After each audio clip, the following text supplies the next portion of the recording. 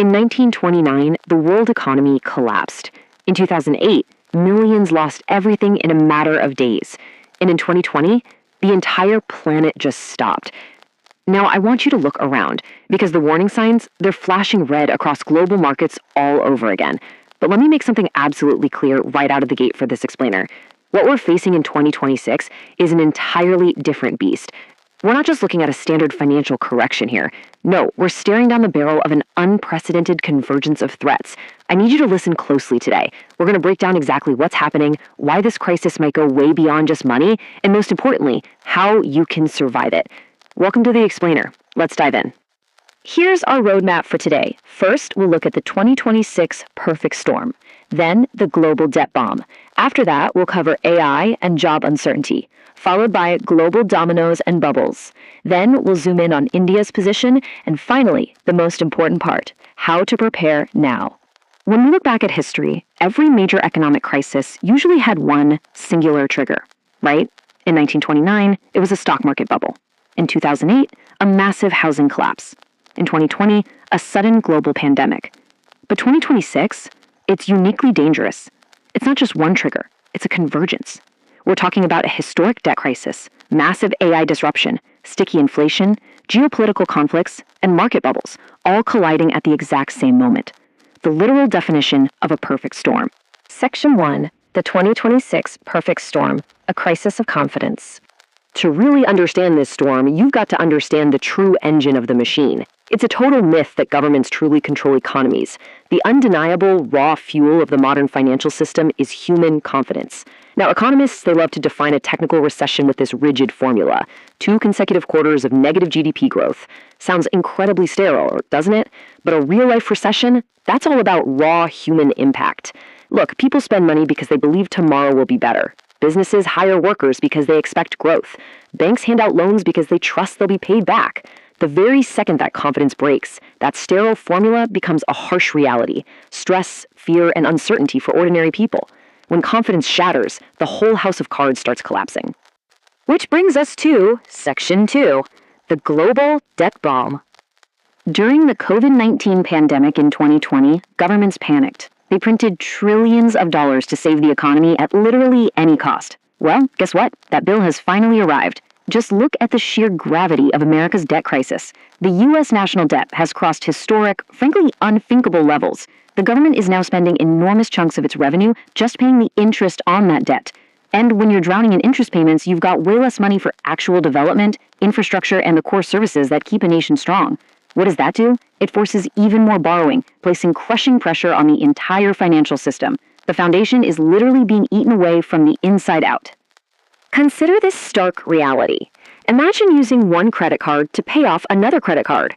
It's completely absurd, right? If you ran your own household finances this way, you'd be bankrupt in months.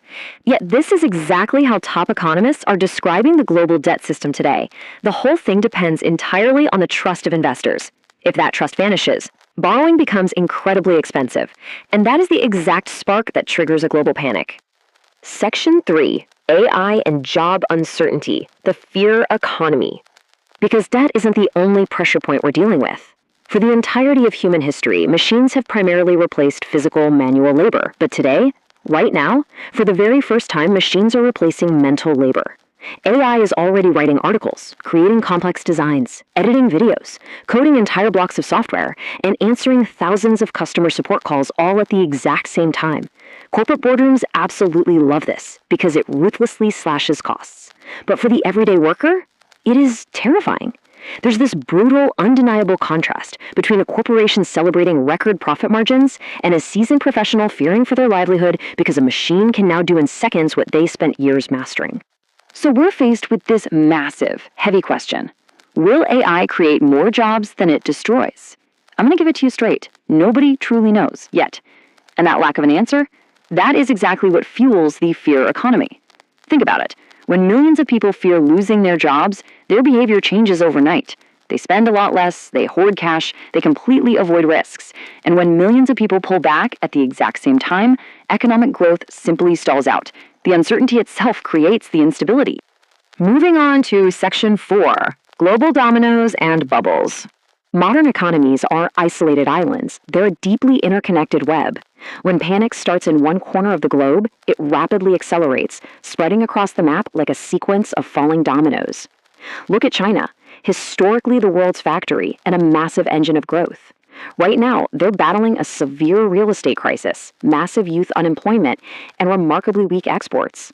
Because the global supply chain runs straight through China, the whole world feels that slowdown. Then look over at Europe. Deeply entrenched energy problems, relentless inflation pressure, and incredibly slow industrial growth.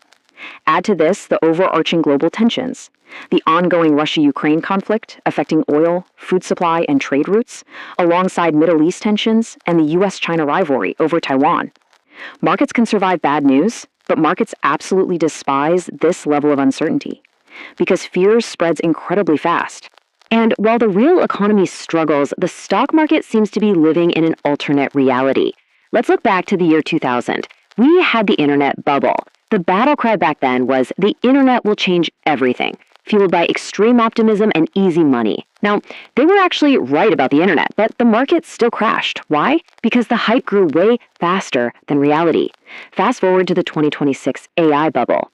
AI has become the hottest investment trend on Earth, with massive valuations for AI companies exploding upward in mere months. Analysts are actively asking if this is another bubble just waiting to burst. History warns us loudly that extreme optimism, easy money, and the fear of missing out always appear right before a major correction. Section 5. India's position in 2026. Amidst all this global chaos, we have to look objectively at where the capital is actually flowing.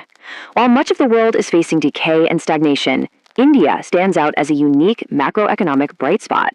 You have a massive population, backed by a very young, hungry workforce. You've got a rapidly rising middle class driving immense domestic consumption, alongside exceptionally strong sectors in digital payments, infrastructure, manufacturing, and fintech. This is exactly why the smart money currently views India not just as a short-term play, but as a powerful, long-term growth engine in an otherwise struggling global landscape. However, I need to ground you with a very sobering reality check here. India is not isolated. Modern economies are entirely deeply connected. If a global panic really takes hold and a true recession hits, foreign investors are going to withdraw money to cover their losses back home. Stock markets will fall and startups will struggle. No country, no matter how strong its internal demographics are, is completely immune to the massive fallout of a global financial withdrawal. Section 6. How to prepare now. Take control. Okay, we understand the storm, we see the dominoes. Now it is time to shift our focus from the agitation of the market straight to your personal empowerment. I need you to burn this concept into your mind. Crises also create opportunities. When the masses panic, strong, fundamental assets become incredibly cheap. Legendary investors like Warren Buffett built immense fortunes precisely because they stepped up and invested during widespread panic. True wealth isn't built when the market is euphoric. True wealth is built when the market is terrified and you are prepared to buy valuable assets at a severe discount. So here are your unbreakable survival rules. I want you to execute this strategy immediately. Step 1, build an ironclad emergency savings fund of at least 6 to 12 months of expenses. Cash is your absolute shield when uncertainty hits. Step 2, avoid bad debt and completely eliminate unnecessary loans. Do not be the person using one credit card to pay another.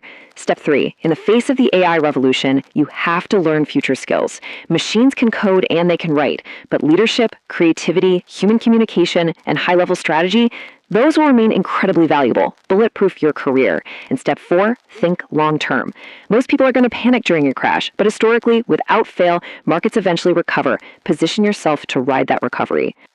I'll leave you with this. Will 2026 become the beginning of the next great economic crisis? And more importantly, are you prepared for it? The world is changing faster than ever before. Maybe governments will manage to stabilize the system, or maybe the perfect storm is really going to make landfall. But one thing is absolutely certain. In a rapidly shifting world, financial knowledge isn't just an advantage anymore. Financial knowledge is pure survival.